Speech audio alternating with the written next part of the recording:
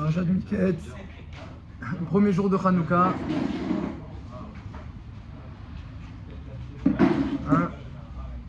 On doit aller en augmentant à partir d'aujourd'hui.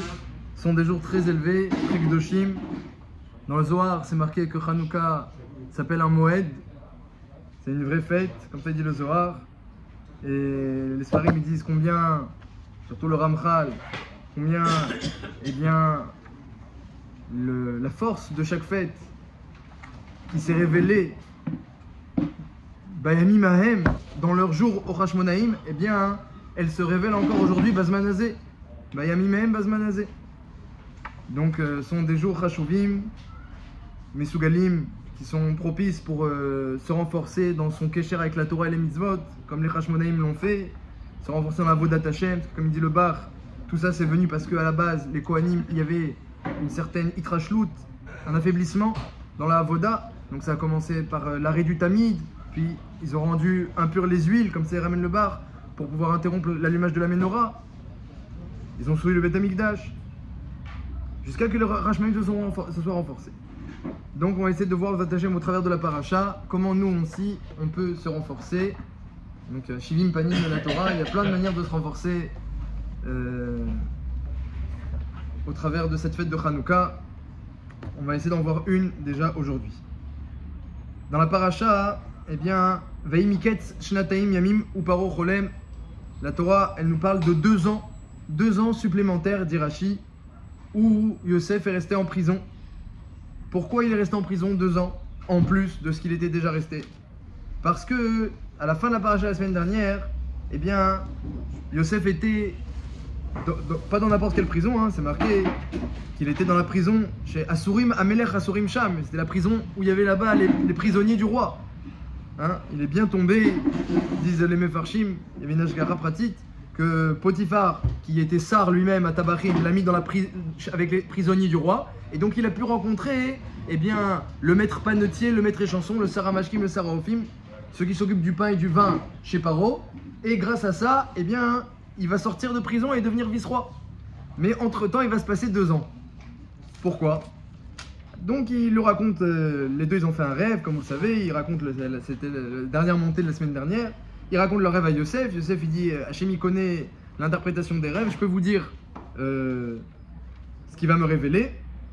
Et il explique au Saramashkim, ceux qui s'occupent du vin, que c'est quoi le rêve du Saramashkim. Il dit voilà, j'ai rêvé, il y avait un geffen, il y avait une vigne, puis il y avait, pour reprendre les mots du Saramashkim, Shlosha Sarigim, 3 pouces, Veikeporarat Altanitsa, qui allait en augmentant, hein, qui est Geffen Poria, c'était une vigne féconde. Ivshilo Eshkolotea, à Navim, il y avait même des grappes dont les fruits étaient mûrs. Comme ça, il décrit le Saramashkim. Vekos Paro Beyadi, moi j'avais le verre de Paro, et je prenais des raisins et je les pressais comme ça. Évidemment, c'est pas comme ça qu'on fait du vin, c'est ça, c'est dans le rêve. Je les pressais et je servais Paro. Donc il lui dit écoute, les 3 sarigim, les 3 branches de vigne sont 3 jours. Dans 3 jours, eh bien, Paro va te faire sortir de prison, il va te juger et il va te remettre, Kemishpat Arishon, il va te remettre Saramashkim, maître et chanson, et tu resserviras le vin, eh bien, comme avant, comme si il ne s'est rien passé. Kemishpat Arishon. Ki im zerartani, si tu veux bien, zerartani, te rappeler de moi, itera avec toi. Kacher itavlar, lorsque tu auras toutes ces bonnes choses, toutes ces bontés. Vasitana, il m'a dit recette, et fais-moi un recette. Veiskartani el paro, et mentionne-moi à Paro.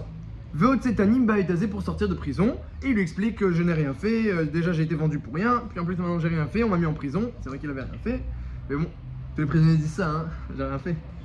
Et donc, raconte à Paro cela et fais-moi sortir. Lorsque toi tu auras cette bonne chose, alors moi aussi fais-moi du bien.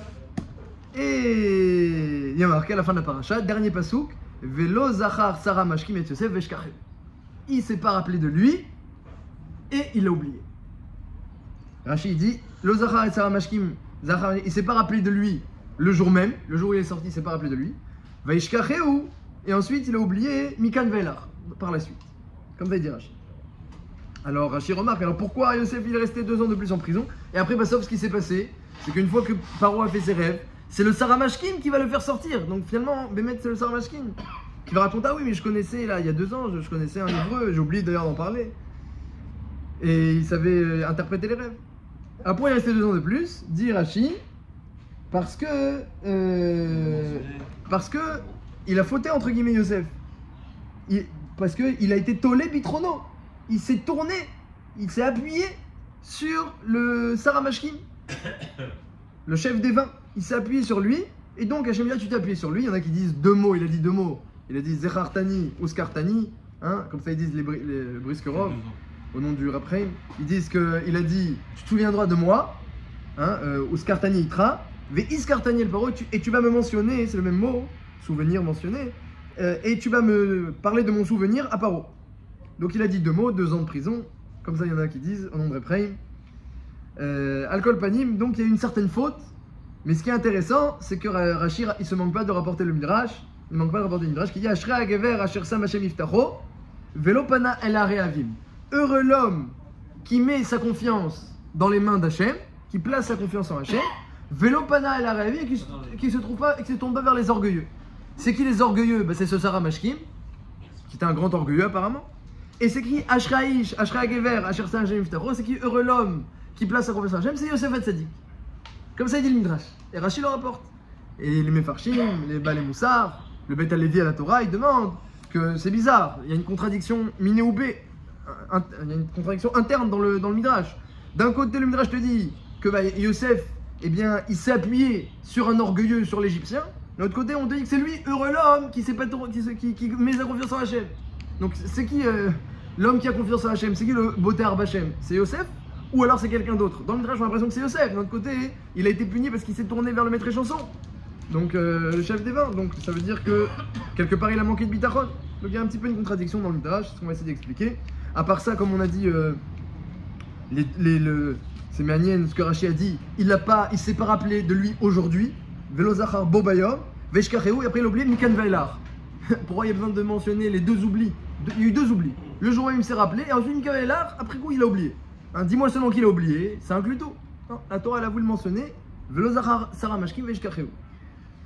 Hein, il y a 2 mentions de Yosef, il a demandé 2 fois qu'on se rappelle de lui. Hein, une fois il a dit tu te rappelleras de moi avec toi, Itecha, et ensuite tu me mentionneras à Paro. Et Negetze, la Torah elle dit qu'il a oublié 2 fois. J'ai vu les Mefarshim, ils demandent c'est quoi cet oubli double et cette mention double. Et à part ça, le rêve du chef des vins, lorsque Yosef lui dit tu sais 3 grappes c'est 3 jours, etc. Il lui dit, et donc ça veut dire que dans 3 jours tu vas sortir, Ki'im Zerartani, si tu me mentionnes avec toi, si tu me rappelles. Ki'im Zerartani, littéralement, si tu te souviens de moi, Itera avec toi. J'ai vu aussi les Mefarshim, ils demandent à la Torah que la Shon, ce Nosar, ce langage qu'il a dit Yosef, lorsqu'il interprète le rêve, il lui dit pas, et tu sais au fait, rappelle-toi de moi. Il dit non, tu vas sortir de prison, tu vas redonner du vin à Paro, si tu te souviens de moi. Comme s'il mettait un tnaï, qui im zerartan ici, un tnaï à l'interprétation du rêve.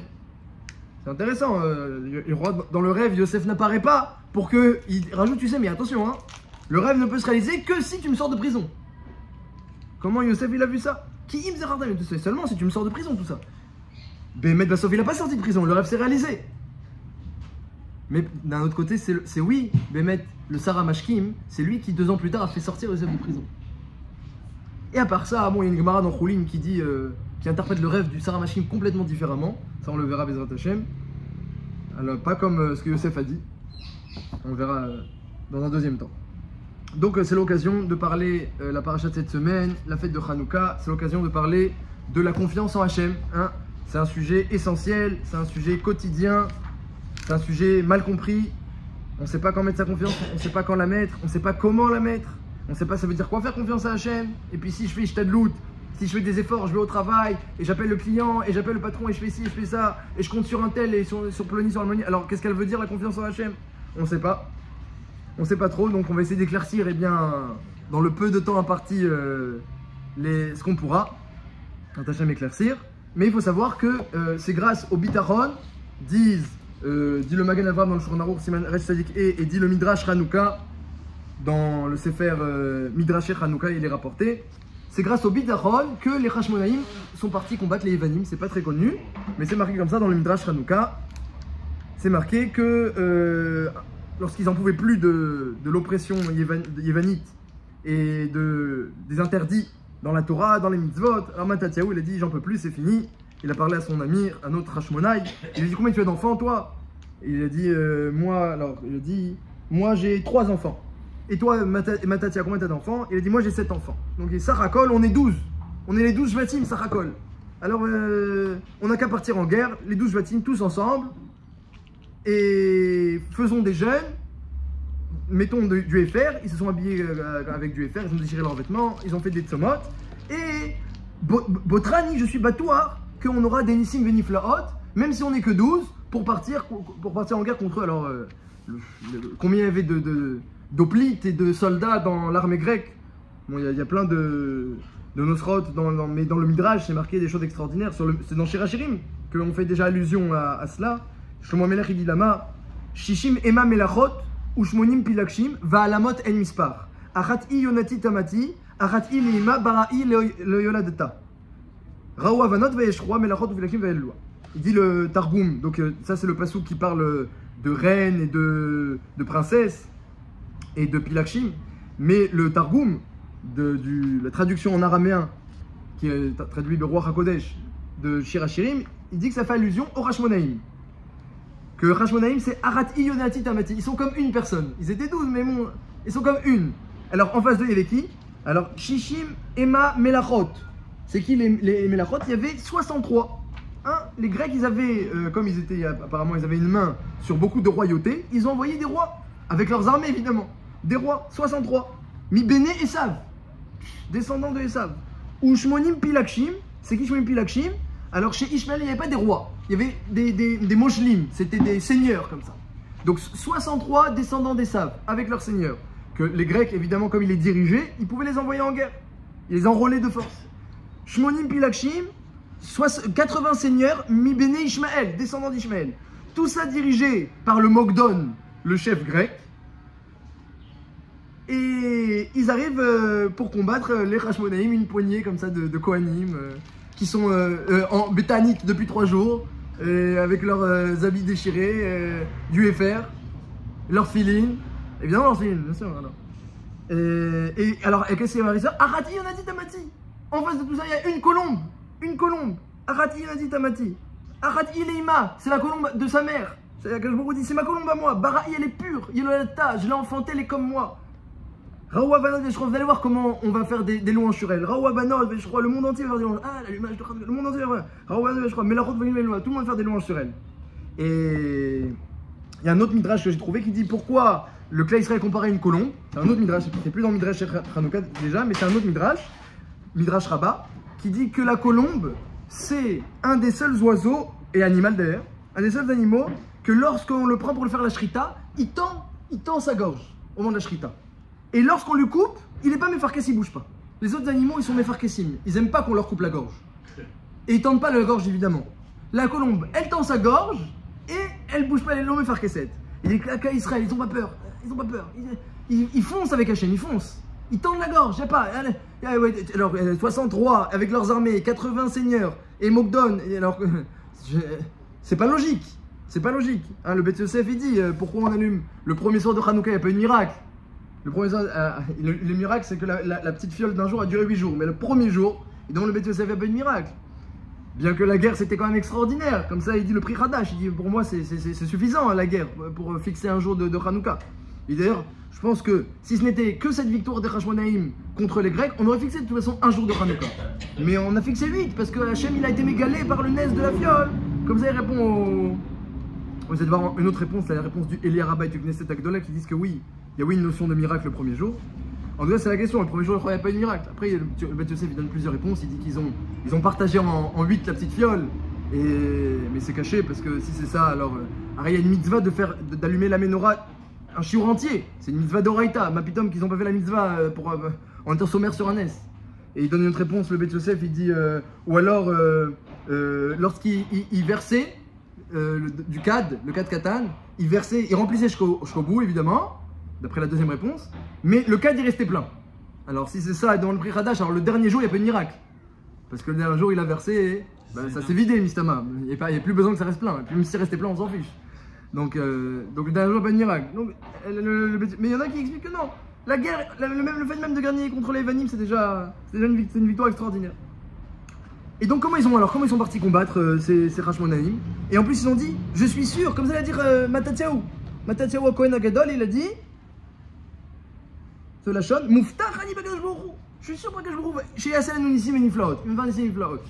J'ai vu dans plusieurs Mefarshim, ils demandent sur le Midrash que Ensom Primalnes, on ne doit pas compter sur le miracle. Normalement on compte pas sur le miracle. Hein, c'est connu lorsque Hanana et Michel Vazaria, ils hésitaient, est-ce qu'on saute dans le feu ou est-ce qu'on saute pas dans le feu? Lorsque Nebuchadnezzar il leur a demandé de se prosterner dans une statue. Alors c'était pas une statue de Avodazara, c'était une statue d'homme. Donc il n'y a pas un issour d'Oraïta et même pas, il n'y a pas un issour de se prosterner devant un homme ni devant une statue d'homme. Mais ils voulaient être Mahmirim. Alors ils hésitaient. Est-ce qu'on saute dans le feu, est-ce qu'on saute pas? C'est pas un vrai issour, mais bon, de l'autre côté il faut montrer l'exemple aux Juifs qui eux se prosternaient devant des vraies statues. Alors ils hésitaient, ils sont partis à Yecheskel. Ils ont dit on peut sauter dans le feu et Hachem nous fait un nes? Ils ont dit non, sauter dans le feu, Hachem ne fait pas de nes. Bah ça ils ont décidé, on saute dans le feu, Hachem fait pas de nes. Et Hachem leur fait un nes. Et le Midrash il dit que le Sifra, que celui qui saute pour qu'on lui fasse un nes, on lui fait pas de nes. Celui qui saute sans compter sur le nes, on lui fait un nes. Comme ça dit le Midrash. Donc on voit qu'il ne faut pas compter, mais on voit que Matatyahu il a compté sur le nes. Je suis sûr qu'il y aura un Nissim. C'est un petit peu contradictoire. Donc ça c'est l'échalote sur Hanouka. Et en même temps sur la paracha, puisque c'est lié, Yosef, est-ce qu'il avait confiance, est-ce qu'il n'a pas eu confiance?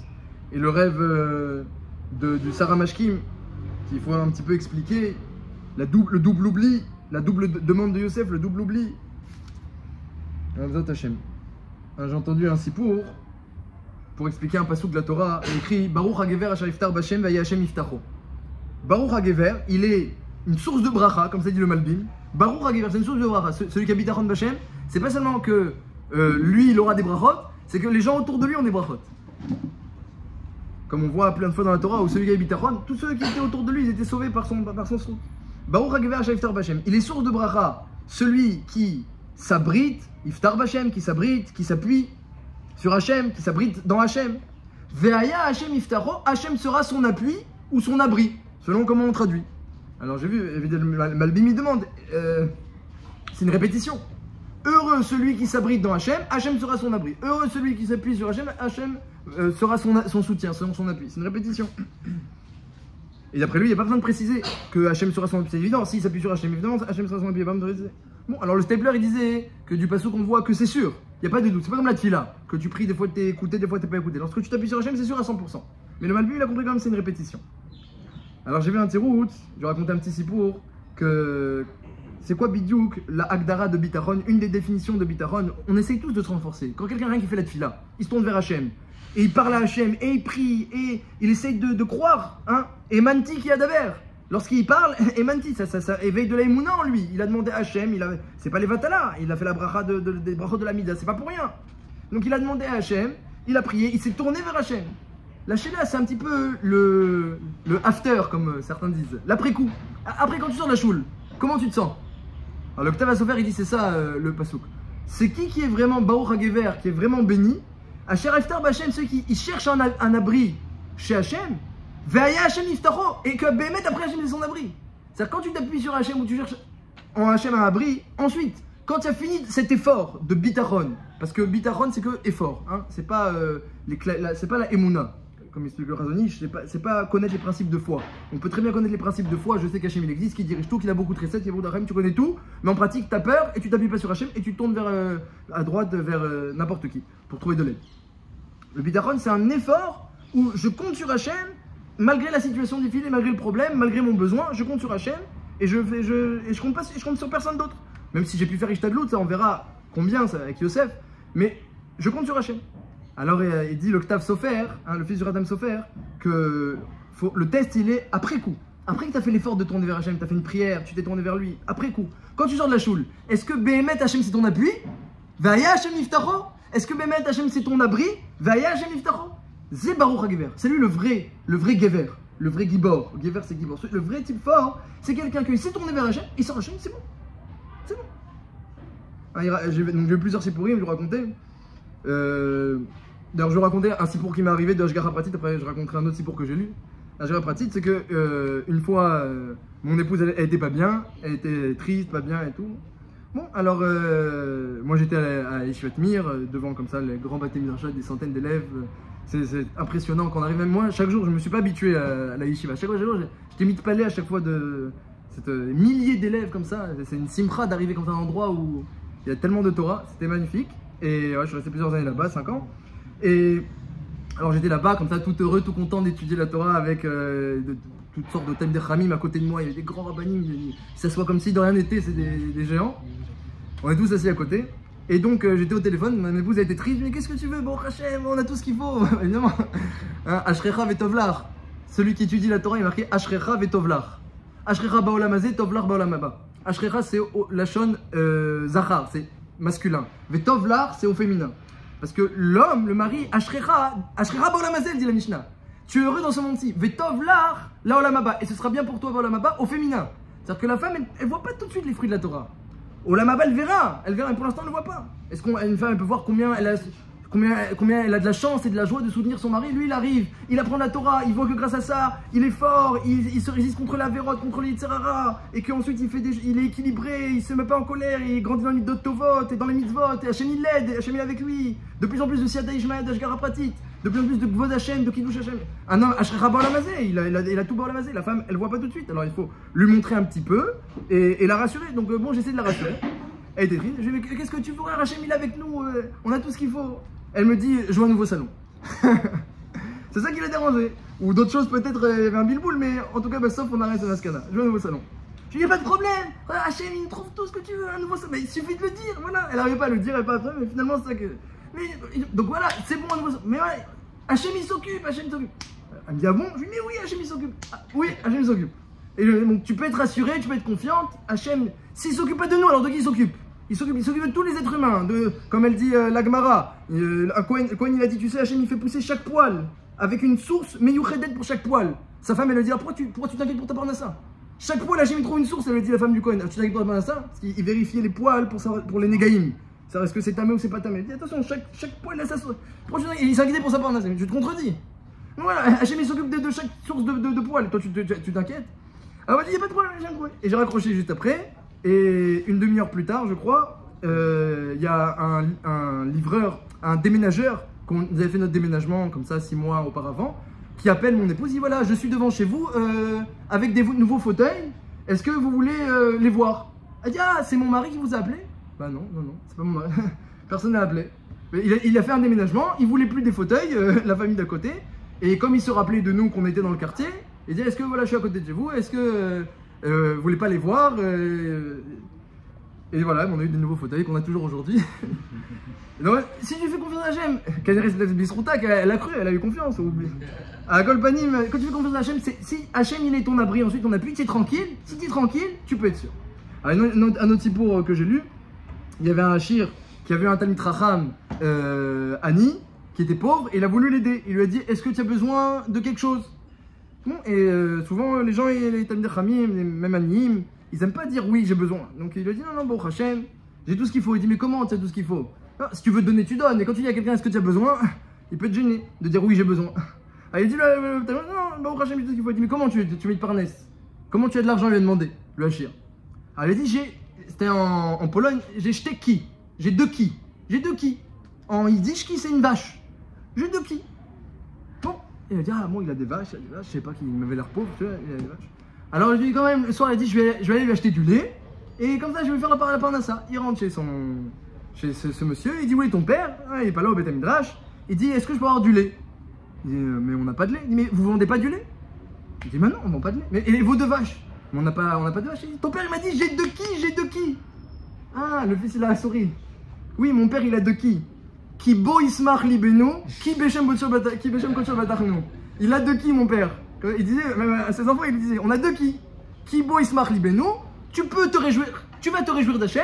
Kibo, c'est sûr, tu vas te réjouir. Ki Beshem Kocho Batarnou, parce que tu lui fais confiance. Celui qui a 2 qui, il est tranquille, il a ce qu'il faut. Il a laissé tout l'argent qu'il avait, il est parti. Il a laissé de l'argent, il est parti. Et regardez, allez. Et c'est quoi cette notion? Le gars, il explique quelque chose, une notion qu'on ne comprend pas forcément. Une notion qu'on ne comprend pas forcément qui est importante. Kibo Ismaël Albeno qui Beshem Kocho Batarnou. Le fait même, c'est quoi Beshem Kocho Batarnou? Ça veut dire quoi? Qu'on fait confiance, on s'appuie, on trouve un abri dans le nom d'Hachem. C'est quoi trouver un abri dans le nom d'Hachem? Tu trouves un abri dans Hachem, dans le nom d'Hachem. Il dit le Gaon, la mention même du nom d'Hachem. Le fait d'avoir dit, c'est un autre passage qui a marqué, chez Kolakore Beshem Hachem, Imalet. Tu as dit le nom d'Hachem, tu seras sauvé. La mention même du nom d'Hachem, c'est tellement puissant, la mention du nom d'Hachem, que c'est suffisant. Qui Beshem Kocho Batarnou, c'est suffisant. Parce que, et ça c'est une notion un petit peu qu'il faut saisir, c'est des moussagim un petit peu élevés, mais le Ramchal les rapporte avec des mots simples. Dans son Drouch à Kivouï, il dit le Ramchal, il faut savoir. Bereshit bara Elokim. Il faut savoir. Akadosh Baruch Hu, il a créé ce monde-ci avec Elokim. Bereshit bara Elokim, Asher bara Elokim, la Asot. Elokim, ça veut dire, c'est la même valeur numérique que Ateva. C'est un Lachon Rabim, c'est au pluriel, donc ça fait référence à plusieurs forces. C'est certes un nom, un kinouï, c'est un surnom qui viachol de Akadosh Baruch Hu, c'est vrai, mais ça représente une mida bien précise. Ateva, il y a des lois. Il y a des lois, il y a des forces, et si tu ne respectes pas les lois, les forces, le monde, il n'avance pas avec toi. Ça, c'est le Shem Elokim. Le Shem Havaya, Yudke Vavke, c'est la Shlemut. C'est la perfection dans la bonté, dans le Chesed, dans la Rachamim, c'est le Shem Haetzem, c'est ce qu'on appelle le nom d'Hachem en essence, si on peut s'exprimer ainsi. Shem Haetzem. Parce que même un nom, c'est un machal pour parler d'Hachem, même un nom. À la compagnie, parce qu'on n'a pas de perception, donc Hachem donne la perception de son nom. Et même son nom, Yudke Vavke, on ne peut même pas le prononcer, tellement il est élevé. On dit Adoshem. Adoshem, c'est le Shem Adnout, c'est la manière de le lire, comme c'est mentionné dans la Torah. Zechi les Dorvador. Veshmi Lolam, Zechi Dorvador, il y a une manière de me lire et il y a une manière de m'écrire. Donc on lit Adoshem. Et ces deux noms, Adoshem et Yudke Vavke, sont beaucoup plus élevés que Elohim, explique le Ramchal. Mais Hachem, il a créé le monde avec Elohim, c'est-à-dire il veut que ça commence, Bereshit, le début, c'est avec Elohim. Donc si tu t'arrêtes au début, c'est Midatadin, Elohim, ça s'arrête comme ça. C'est seulement celui qui va plus loin, il dit mais d'où ça vient tout ça? C'est qui réfléchit? C'est qui dirige? C'est qui décrète? Il remonte. Et il arrive à Yudke Vavke au nom d'Hachem, Shem Havaya, le nom naissance, le nom qui dirige tous les cieux, toutes les sphères célestes, tous les cieux sont fondés par le nom d'Hachem, pour ceux qui connaissent un petit peu cette notion-là. Donc, celui qui cherche à la racine, et il a le srout de prononcer le nom d'Hachem. Les malachim, des fois, ils attendent des années pour prononcer le nom d'Hachem une fois. Nous, on dit comme ça tous les jours, plein de fois. Une centaine de fois dans la tfila et 100 brachot par jour. Donc, on a le srout, c'est un srout immense. Dit le Gaon, c'est un srout suffisant. Si tu savais la puissance de ce nom-là, c'est un srout suffisant. Alors quoi? C'est que les gens, ils le disent, mais ils ne savent pas la puissance. Donc, si quelqu'un, il s'arrête Bereshit au début, c'est-à-dire il voit le bout de son nez, voilà, il y a le monde. Alors oui, évidemment, qu'est-ce qu'il va trouver? Elohim. Il va trouver les forces de la nature. Mais si quelqu'un va plus loin et dit le nom d'Hachem, et je le sais, et je le dis, et je le trouve de le dire, et de le prononcer, et je le trouve de porter en moi, parce que dans un Brit Mila, il y a un haut du nom d'Hachem, et dans les Tfilin, il y a le nom d'Hachem, et en tête, j'ai le nom d'Hachem. Comme il dit le Mishnah Berurah dans Seif Aleph, dans Siman Aleph, Seif Aleph, qu'il faut avoir devant les yeux Yudke Vavke Tamid. Donc j'ai le nom d'Hachem dans ma chair, dans ma pensée, dans ma bouche, dans ma tfila. Il dit le Gaon de Vilna, c'est un srout suffisant. C'est un srout suffisant pour avoir tous les nissim et niflaot. Shem Havaya, c'est le nom qui crée. Havaya, c'est être. Il fait être. Donc c'est un srout suffisant pour dépasser les lois de la nature. C'est les manam inateva. Mais c'est seulement pour celui qui est conscient de cela, qui y croit, qui dépasse. Mais si il s'arrête Bereshit au début, il a que ce qui est au début en face de lui. Alors Bara Elohim, il reste avec Midatadin, il va plus loin. Et il s'appuie sur Hachem, qui Beshem Kocho Batarnou, sur le nom d'Hachem, je m'appuie. J'ai pu prononcer le nom d'Hachem, c'est suffisant. Il dit Shlomo Meler, il dit Altera mi parat pitom ou mishot rechem kitavo. Il dit Shlomo Meler, il dit il y a des Rechaim qui arrivent, des milliers de Rechaim, pour faire une Shoah, Mishoat Rechaim, pour faire une Shoah. Donc ils sont armés, mal intentionnés. Altira, t'as même pas le droit d'avoir peur. Pourquoi? Parce que Ma Kesher, tu crois que tu as un Kesher avec eux? Ces Rechaim, c'est des gens très chevalis, mais Rechaim, ils veulent du mal. Et toi, tu as le nom d'Hachem en bouche, tu as le nom d'Hachem dans ta tête, tu as le nom d'Hachem dans ton cœur, tu parles le nom d'Hachem dans toi, tu as mis. Qu'est-ce que tu veux? Il y a un Kesher entre vous deux. T'as même pas le droit d'avoir peur. Altiran par des Hachem. Pourquoi? Parce que Hachem Yebechis Lera. Tu vas voir ce qu'il va te faire. Et même si tout le monde est tué, il parle Mitsidera Elef. On va Mira Elera Loigash. Si on a 1000 qui tombent à ta gauche, 10 000 à ta droite, il te touche pas. Il te touche pas. Elera Loigash. Ça, c'est celui qui est conscient de la grandeur du nom d'Hachem. Et le Ramchal, il dit que Hachem, il a voulu comme ça, que ça sorte. Elohim, Bereshit, au début, ça sort avec Elohim. Et pour que nous, on complète, comme on a expliqué la semaine dernière, qu'on a un lien de compléter. Et la perfection, c'est quand le nom d'Hachem Yudkevavke il est révélé. C'est ça la perfection. Mais Hachem veut que ça sorte comme ça au début pour que nous, par notre effort, on réfléchisse, on cherche à la racine, on cherche les choses, on pense, et on arrive à placer notre confiance dans le nom d'Hachem. Ça, c'est celui qui a les deux qui Boismar Libeno, qui Bachem Kochobadar. Non, il est plus riche que celui qui a deux vaches. Comme ça, il pensait ce monsieur qui a dit à son fils. Alors, Al Kol Panim, ça c'est la grandeur du bitachon et c'est au-dessus des lois de la nature et c'est ce que dit le Netziv au sujet des Hashmonaïm. Le Netziv il dit au sujet des Hashmonaïm que comme ça, que on le sait, il y a deux noms d'Hachem, on l'a dit, il y a Adoshem, Aleph, Dalet, Nun, Yud, Adoshem, c'est la manière de lire et ça veut dire Adon. Adon, c'est le maître de ce monde, c'est le maître. C'est plus élevé déjà que Elohim, qui est Ateva, qui est Bereshit, c'est le début. Adon, le maître, ça veut dire quoi le maître? Il dit le Netziv, ça veut dire que il peut diriger le monde exactement comme il veut. C'est ce qu'on appelle la notion de Hashgara pratique, providence personnelle, providence spécifique. Hashgara pratique, c'est que il vient et regardez, comme un Rubik's Cube, comme ça, il prend il tourne un peu à gauche, ou un jeu d'échecs, il tourne, il fait deux. Ah, tu vois, tout s'est arrangé, Ou alors tout s'est bloqué. Akashbourou, il sait Adon Aretz, Adoshem, il sait diriger le monde, enlever un élément, rajouter un élément, et t'as pas vu, et finalement voilà, tout s'arrange, ou tout se bloque, c'est lui qui dirige tout. Ça c'est Adon. Et il dit ça le Netziv, pour mériter Hashgara Pratit, qu'Hachem il soit mechaven la teva, qu'Hachem il oriente la nature dans ton sens. Alors il dit un joli chidouche, il dit c'est pour celui qui est mechaven, qui oriente la matière dans le sens d'Hachem. C'est-à-dire qu'il y a quelqu'un qui vit dans la matière. Il travaille, il mange, il boit, il a une vie matérielle normale. Mais il fait pour Hachem, il fait pour les mitzvot, pour la Torah. Mon but dans la vie, c'est pas mon argent, c'est pas mes intérêts, c'est pas mon plaisir. Mon but, c'est je suis un serviteur d'Hachem, là j'avance, et je fais Hachem. Et donc il oriente sa vie pour servir Hachem et faire sa mission sur terre. Donc quelqu'un qui oriente la matière pour Hachem, dans sa matière il se tourne vers Hachem, il oriente sa matière pour Hachem, alors Hachem il oriente la nature en sa faveur. C'est Hashgara Pratit, c'est la mida de Adon, Adoshem. Et il y a une mida plus élevée, c'est Yudkevavke, c'est le nom qu'on n'a pas le droit de dire, que ça c'est Hachem, il est au-dessus de la nature. Au-dessus de la nature, c'est le nom être, Yudkevavke, il peut faire être ce qu'il veut ou disparaître ce qu'il veut, c'est complètement au-delà de la norme. Et ça c'est pour celui dit le Netziv, que c'est pas qu'il oriente la matière pour Hachem, pour quelqu'un il fait fi de la matière. Il fait fi, il sait mettre de côté. Il n'a pas peur, il n'a pas peur du manque, il n'a pas peur de la matière, il agit pas en parfaite logique par rapport. Pour Hachem aussi, mais il va au-delà de la matière. Par exemple, dit le Beth Alevi, par exemple, quelqu'un il va se priver d'une certaine. Il aurait pu faire Ishtadlut, il aurait pu faire un effort. Mais il dit non, moi je veux compter sur Hachem, il va en faire un peu moins. Il aurait pu travailler un peu plus, faire des heures sup. Il aurait pu. Non, je vais compter sur Hachem, travailler un peu moins par exemple. Quelqu'un qui fait un effort, il limite la matière, il la diminue, donc il va au-delà de la matière, il va au-delà. Ou il aurait pu manger un peu plus, non, c'est pas nécessaire, manger un peu moins. C'est aussi, le Rava dit, c'est comme un Tanit, il dit. Celui qui peut manger un peu plus et manger un peu moins, c'est un srout c'est comme s'il avait jeûné. C'est d'ailleurs plus dur, il dit, de pas manger du tout c'est facile. Mais lorsque tu es en train de manger, tu t'arrêtes un peu parce que tu dis c'est pas nécessaire, j'ai pas besoin. Alors c'est encore plus dur, il dit le Rava. Donc il fait ça, il va au-delà de la matière. Et il fait ça pourquoi? Il fait ça pour Hachem. Donc quelqu'un qui va au-delà de la matière, Hachem il va au-delà de la nature. Et il dit ça les Hashmonaïm, dit le Netziv. Les Hashmonaïm, c'est tout le de Hanouka. C'est non seulement ils ont eu l'Hashgara pratique parce qu'ils orientaient tout au Beth Amikdash vers Hachem, ils servaient Hachem de façon naturelle, mais ils orientaient tout vers Hachem, donc ils avaient et Hashgara pratique. Mais à un moment, lorsque c'était plus suffisant et que les Grecs, il y avait trop d'oppression, ils ont dit on n'a plus le choix, on peut plus agir avec logique, il faut agir sans logique, il n'y a plus le choix. C'est pas logique, c'est pas normal d'aller en guerre, mais il n'y a plus le choix. C'est ou ça, ou la Torah elle va être obscurcie complètement, obscurcie, rendue impure. Et donc ils ont dit, on part à 12, c'est pas grave, contre tous les Grecs. Et qu'est-ce qu'il a dit Matatiaou Kohen Gadol? Il a dit, je suis sûr qu'on aura des miracles. Parce que il a compris que ce qu'il faisait, c'est au-delà de la matière, c'est au-delà de la nature, c'est au-delà de la logique.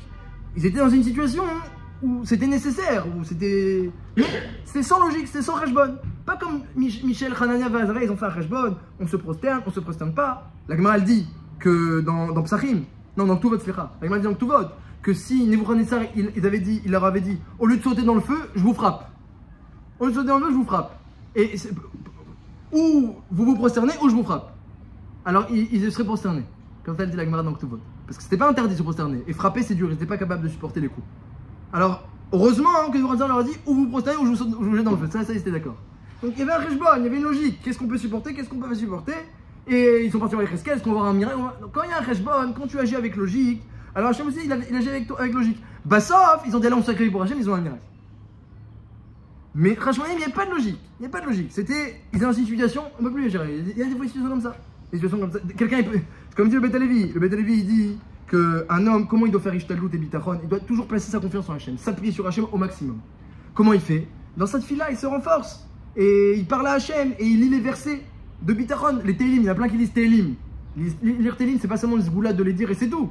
Le Icar des Télim, comme ça c'est mes voix, dans les Mefarchés à Télim, c'est que David Améler, il se tournait vers Hachem par ses Télim. Donc aussi quand on lit, eh bien par exemple on peut reprendre même, on le voit dans le Yerushalmi, on peut prendre même un passouk du Télim qu'on a compris et le répéter 150 fois. Il y aura qu'il y aura plus de quoi dans les 150 fois que s'il a lu 150 Télim. Le Yerushalmi il dit, L'olam lo yezuz mipi Adam, Hashem tzvakot imanu misgav lanu Elokei Yaakov Sela, Hashem tzvakot, Ashrei Adam poter bar. Hashem Adonai Yoshia Melachenu b'yom korenu. Les trois psukim qui bougent pas de ta bouche. C'est Nira dans Yerushalmi que ces versets-là même, eh bien, tu les répètes plein de fois. Donc c'est-à-dire que quand quelqu'un il dit les versets, il se renforce, alors ça va l'aider à avoir bitachon. À leur niveau, ils n'auraient pas pu compter simplement sur un bitachon sans Ishtadlut. Alors voilà, donc eux ils ont pas fait. Ah oui, alors pourquoi? Oui, alors. Après, il y a en même temps une tchouva. Alors, le bar, il dit, voilà, en même temps, il y a une tchouva. C'est ils ont été mitrashlim, ils se sont affaiblis dans la voda au Beth Amikdash, se sont affaiblis. Leur tchouva, ça a été maintenant de se sacrifier pour la voda au Beth Amikdash. Donc, ils se sont sacrifiés parce que c'était nécessaire de montrer que pour eux, c'est important. Mais au travers de ce sacrifice, aussi, ils ont fait fi de la nature, ils ont fait fi de la logique, ils n'ont pas agi avec logique et nature, et donc, quand quelqu'un il agit de cette manière-là avec Hachem, Hachem il agit aussi avec des nissim, le niflaot, et donc c'est pour ça que cette fête elle est pleine de nissim. Mais mettre Hanouka, j'ai vu que Hanouka, Hanou, c'est Gamatria 64, ça veut dire que c'est le nom Adoshem moins 1, et K, c'est Yudke Vavke, c'est 25, donc 26 moins 1. Donc dans Hanouka, il y a les deux noms d'Hachem, mais il manque un pour dire qu'il y a besoin des deux. Les deux ont besoin l'un de l'autre. S'il y a quelqu'un, il voit Hachem que dans les miracles, mais il ne sait pas qu'Hachem il est présent dans la nature, dit le Ramban, il lui manque le Ikar de la Emouna. Et l'autre côté aussi, si quelqu'un il voit Hachem dans la nature, mais il ne sait pas qu'il peut faire des miracles, alors quelque part il ne peut pas être sommaire. Il peut être sommaire. Sarah Imenou, elle avait 90 ans, elle n'avait pas d'enfants, elle a rigolé quand on lui a dit qu'il y avait des enfants. Hachem dit comment? Ah, il parlait Hachem d'abord. Pourquoi je suis limité? Je suis limité? Pourquoi elle rigole Sarah? Akash Baruch Hu, il n'est pas limité. Toi, tu es limité, Akash Baruch Hu, il n'est pas limité. On ne doit pas s'arrêter, on ne doit pas se limiter. Hein, quand Léa a eu son 4e enfant, elle a dit ah, non, j'ai eu plus que ma part. Elle a arrêté d'avoir les enfants. Le Sporno dit parce qu'elle a dit ça y est, ah, j'ai eu plus que ma part. Elle s'est limitée. Même si c'était pour remercier. Mais tu te limites, Hachem aussi, il agit de façon limitée avec toi. Donc, pour reprendre maintenant les questions sur la paracha, que Yosef Hatzadik, la Gemara dit dans Choulin qu'il a compris pas seulement une interprétation du rêve du Sarah Mashkim, mais plusieurs interprétations. Il était très fort en rêve, il voyait toutes les facettes. La Gemara dans Choulin, elle dit comme ça. Elle dit que le Geffen, la vigne, c'est le monde. Comme ça elle dit. Shlosha Sarigim, les 3 plants de 3 branches de vigne, ce sont les 3 avot. Ve'i keporachat altanitza, la vigne féconde, enfin le raisin fécond, les grappes fécondes, c'est les imaot, qui s'appellent Eshterak et Geffen Poria, qui sont comme des vignes fécondes. Ivshilou Eshkol Otea, les Eshkol, c'est les Jvatim. Les grappes de ces branches de la vigne, donc la vigne c'est le monde, les branches c'est les Avot, l'idée de fructification c'est les imaot, les Eshkol c'est les Jvatim, les 12 tribus. D'ailleurs Eshkol, Gamatria 351, comme Jvatim, qu'on écrit Rasser. Et qu'est-ce qu'il a fait, le Sarah Mashkim? Il a pris les raisins, il a pressé dans le verre de Paro. Omer Tagmara, Zegalot Mitraïm. Donc ça veut dire que Yosef, il a compris dans ce rêve, c'est incroyable. Il a rêvé de ce qui va se passer, les 12 frères ils vont descendre, on va les presser, les oppresser, le Lachat en Égypte. Il a tout vu déjà dans le rêve de... Alors pourquoi? Mais Makishar avec moi. Et Yosef, il a compris. Ki im zerartani, c'est pour que tu parles de moi, Paro. Yosef, il a compris tout de suite. Il a dit, si tu as un rêve dans la prison avec moi, tu as un rêve sur la galoute de Mitzrayim, et c'est les 12 Vatim qui vont être oppressés, c'est sûrement pour que moi j'arrive et que je prépare la Galout Mitzrayim. Et Yosef, il a fait plein de takanot, il a fait déménager les gens de droite à gauche pour pas qu'on les appelle des guérilles des étrangers, il leur a fait faire la Mila pour pas qu'on les appelle des circoncis. Il a fait plein de takanot en Égypte, de tsniout, pour pas qu'ils aient de problèmes. Et bien, grâce à ça, ils ont gardé leur identité en Égypte. Et par 5 choses, ils ont été libérés, leur mérite, ils n'ont pas changé leurs vêtements, leur nom. C'est parce que Yosef, il est passé avant, il a préparé le terrain.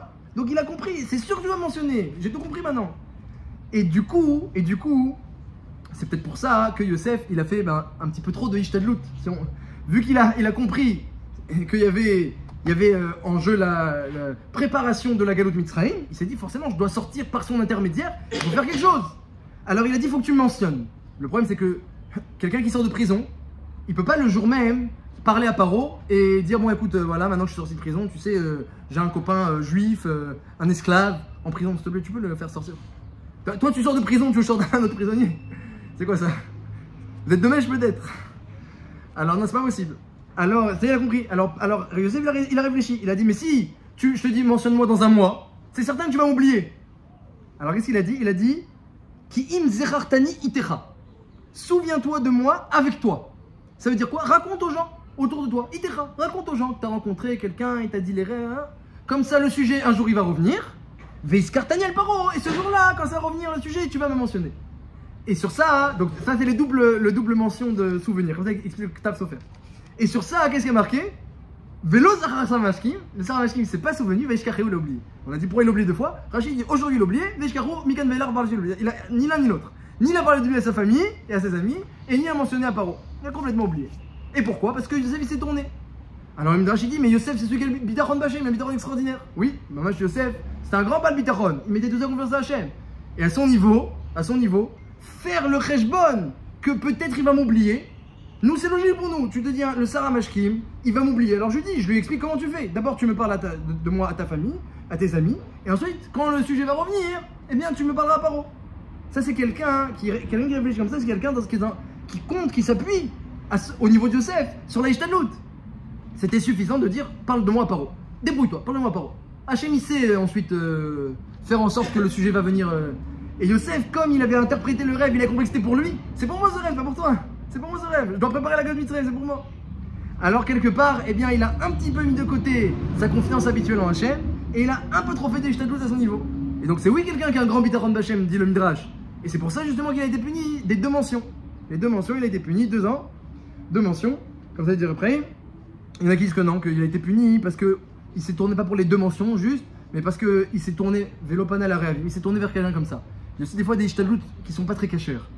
Quelqu'un il dit voilà, quelqu'un est dans une situation où la seule Ishtadlout qu'il doit faire, qu'il puisse faire, c'est un truc pas recommandé. Michel Broy dit ne pas faire, c'est pas bien. C'est pas un issour, mais Michel Broy dit ne pas faire. Par exemple, quelqu'un doit faire une Ishtadlout, j'ai pas dit de quel exemple. Il doit faire une Ishtadlout, mais al-pi al-acha, c'est pas extra. Il y a une coula de derrière les fagots, mais c'est pas extra. Si c'est un issour, alors je parle pas, on parle pas avec des rechaïm. Si c'est un issour, pas de question. Mais un truc vraiment. Celui qui a bitachon, il dit bon, normalement j'aurais fait l'Ishtadlout, normalement je suis au niveau de faire l'Ishtadlout, normalement. Mais dans cette situation-là, c'est un siman d'Hachem que je peux placer ma confiance en lui à 100%. Ou comme quand quelqu'un il a rien à faire, il a pas Ishtadlout, il y a rien à faire. Il est bloqué, il n'y a rien à faire, en malasot. Ils arrivent les Arabes, il a pas d'armes, en malasot. Alors qu'est-ce que tu fais? Alors les pharaons ne paniquent pas, n'aie pas peur. Montre que tu as confiance en Hachem. On a le droit de faire une Ishtadlout dans ce monde-ci.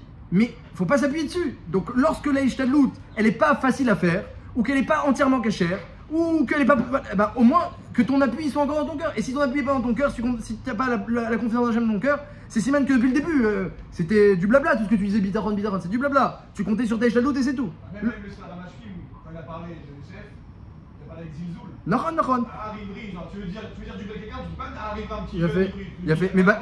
Mais Bassov, quand même, c'est lui qui l'a sorti.